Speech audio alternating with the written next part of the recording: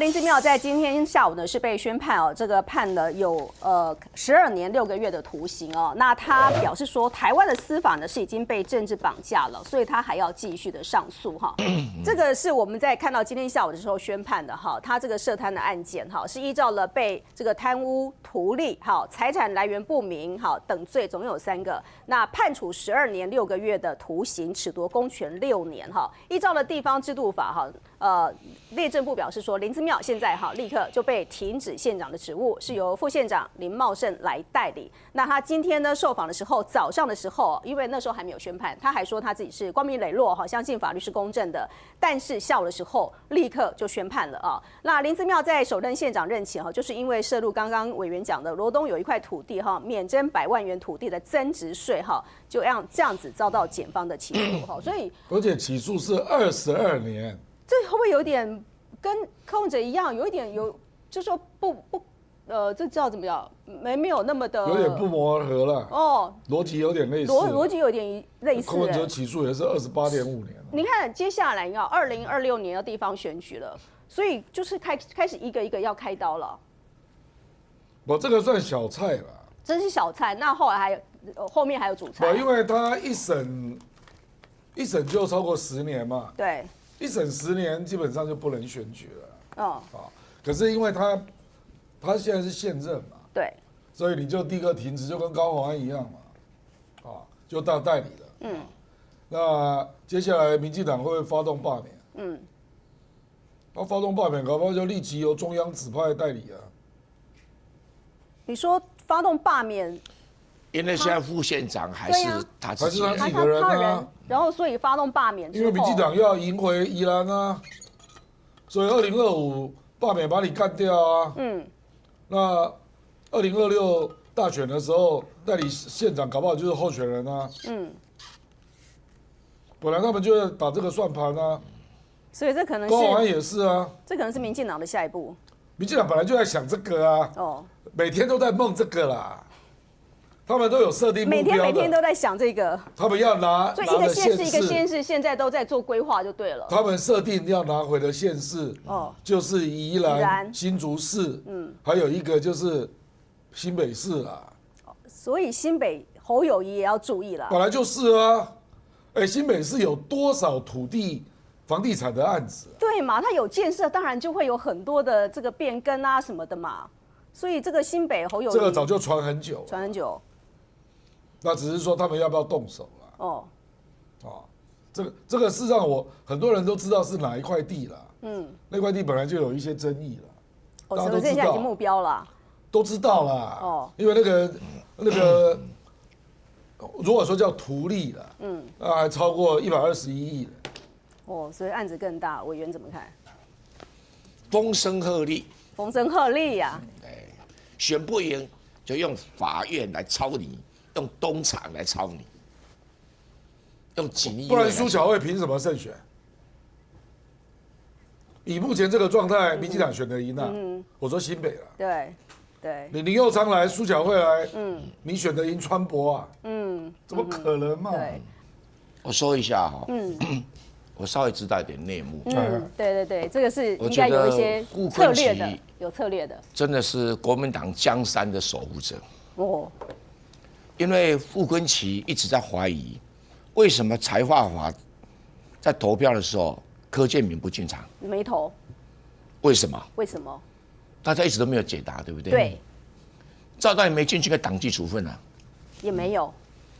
傅昆萁这样判断的，国民党就不妨来测试一下，因为傅昆萁跟赖清德跟大法官已经串好了，说你3个法一直送进去，对不起。总统有10天的时间，第1天就让你选罢法跟财划法公布，到第10天才让你宪事法公布。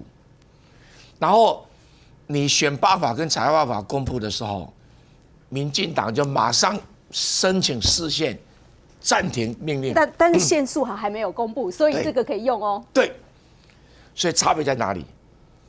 当你在宪诉法庭要开的时候15个大法官，依现行的制度，有过半数交给开会，所以8个现在有8个就可以开会，8个里面有一半同意就可以发命令，4个就可以发命令。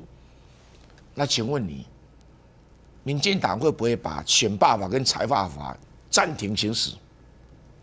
很有可不分期能。判断会，所以宪诉法先送，先送，就是你要总统先宣布，对先通过，如果你真的没有这一定会通过，对公告是一定就公告，先公告嘛。如果你我要让它生效了。先生效，然后后面再送这2个法对进去。你民进党心里如果没有鬼，你就觉得无所谓。但是以这个柯建铭今天气急败坏，又要罢免韩国瑜，我认为就是被傅昆萁猜中了。所以傅昆萁事先操盘。我了解本来国民党人没有人发现。听说傅昆萁在坐马桶的时候想到的。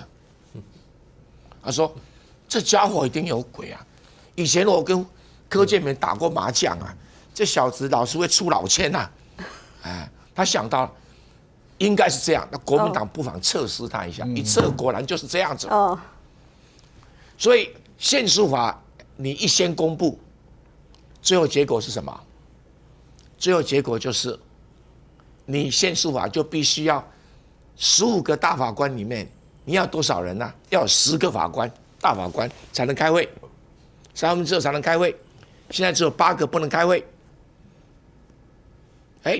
赖清德跟柯建铭都卡住了。所以就乖乖的后面2个法送进去，你也没有办法下达禁止命令，一定要等到新的大法官再来。所以柯建铭玩的游戏就玩不通了。所以傅昆萁就把陈玉生跟许信找来。你看司法委员会那个没找来啊。对，暂缓送。那傅昆萁这一招合法不合法？合法。因为我也没有说3读通过马上就要送啊。没有法律规定说3读通过什么时候要送。对，只规定说送到总统手上10天公布。对。然后柯建铭跟赖清德的轨迹就是你3个通通送出来。我宪法诉讼法最晚公布，第10天才公布。对，我其他2个第1天就公布，因为一公布就可以申请暂停即时命令。对，对啊，但这轨迹被识破了。那傅昆萁的判断是说，如果你们心中没有轨迹，应该不会在乎。你现在蹦蹦跳，气得要死，说哎呀，我有什么违法违宪啊，罢免院长啊，你就是有毛病。合不合理？所以傅昆萁破了柯建铭跟赖清德的轨迹，破了他们的烂招啦。对，那柯建铭不会跳起来吗？有啊，他跳起来了。就是说要罢免那个个不可能过嘛，对嘛？因为你只有51席，只要随便讲嘛，他就直接。对啊，他气急败坏啊！气急败坏。傅昆萁很聪明啊，因为你只要在这个会期内送出就可以了。因为还在开会，所以这一招真的破了那个民进党的诡计啊！是啊，开会啊，时间不够还可以延长啊。没有，从来没有规定说3读通过什么时候送出院会。即使不在这个会期里面，也可以拖到下个会期，无所谓。对，因为以前曾经有法案对，还这么7协商8协商，整整拖了快要多少？快要半年以上。因为比如说选罢法还有一个条文对啊。就是同意票要高于不同意，那个还没审啊。那还没审，那就会有人要求说暂时不要送，我这个还没表决。对，这也是一种理由啦。不过我们郑元兄讲的这一套这个惊醒梦中人。惊醒梦中人。我坦白讲，因为我问了这招，我问了好几个国民党立委，他们都回答不出来。所以这个蔡委员内幕不只是内幕啦，因为他们偶尔会请教我东，请教我西啦。我后来就觉得，以前叫小户，现在你大户，你太聪明了吧？傅昆萁不是，没有错，要在立法院带领团队作战。脑筋如果不灵光，稍一闪失，就会中了民进党的诡计。对。所以我只能说，傅昆萁又立下一个大功。立下一个大功。